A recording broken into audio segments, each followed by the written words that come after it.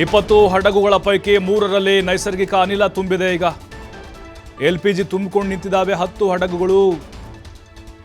ಅಲ್ಲಿ ಲಕ್ಷಾಂತರ ಟನ್ ಇದೆ. ಅಲ್ಲಿ ಮೊನ್ನೆ 92,000 ಟನ್ ಇತ್ತು, ಅದು ಬಂತು. ಈಗ ಇನ್ನೂ ಕೂಡ ಬಾಕಿ ಇದೆ. ಇನ್ನು 7 ಹಡಗುಗಳಲ್ಲಿ ಕಚ್ಚಾ ತೈಲ ತುಂಬಿದೆ, ಕ್ರೂಡ್ ಆಯಿಲ್ ಇದೆ, ಅದು ಕೂಡ ಬರಬೇಕು. ಪೆಟ್ರೋಲ್ ಡೀಸೆಲ್ಲು ಬರಬಾರ್ದು ಅಂತಂದರೆ ಅದೆಲ್ಲ ರೀಚ್ ಆಗಬೇಕು ನಮಗೆ. ಭಾರತದ ಧ್ವಜ ಹೊಂದಿದ್ದಾವೆ 10 ಹಡಗುಗಳು. ಇತರೆ ದೇಶದ ಧ್ವಜವನ್ನು ಕೂಡ ಹಡಗುಗಳು ಹೊಂದಿದ್ದಾವೆ. ನೋಡಿ, ಎಲ್ಲ ಹೆಲಿಕಾಪ್ಟರು, ಯುದ್ಧ ನೌಕೆ ಕಳಿಸ್ಕೊಡ್ಲಾಗಿದೆ ಈಗ ಭಾರತದಿಂದ. ಬೇರೆ ಬೇರೆ ದೇಶಗಳದ್ದು ಕೂಡ ಅದೇ ಹಣೆ ಬರ. ಈಗ ಅವನು ಕೂಡ ಸೇಫಾಗಿ ಬಿಡ್ತಾ ಇಲ್ಲ. ಇರಾನ್ ಕೂಡ ಲಾಕ್ ಮಾಡಿಕೊಂಡಿದೆ. ಅವ್ರು ಯಾವಾಗ ಇಸ್ರೇಲ್ ಅಮೇರಿಕಾ ದಾಳಿಯನ್ನು ಹೆಚ್ಚು ಮಾಡ್ತಾರೋ ಆಗ ಇಲ್ಲಿ ಅವರು ನಿರ್ಬಂಧ ಜಾಸ್ತಿ ಮಾಡಿಬಿಡ್ತಾರೆ.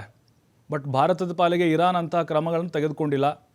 ಬಟ್ ನಮಗೆ ಆ ಮಾರ್ಗ ಈಜಿ ಆಗಿದೆ. ಬಟ್ ಆಕಸ್ಮಿಕವಾಗಿ ಏನಾದರೂ ಆಗ್ಬೋದು ಅಂತ ಮುನ್ನೆಚ್ಚರಿಕೆ ಕ್ರಮವಾಗಿ ಈಗ ಯುದ್ಧ ನೌಕೆಗಳು ಹೋಗಿದ್ದಾವೆ.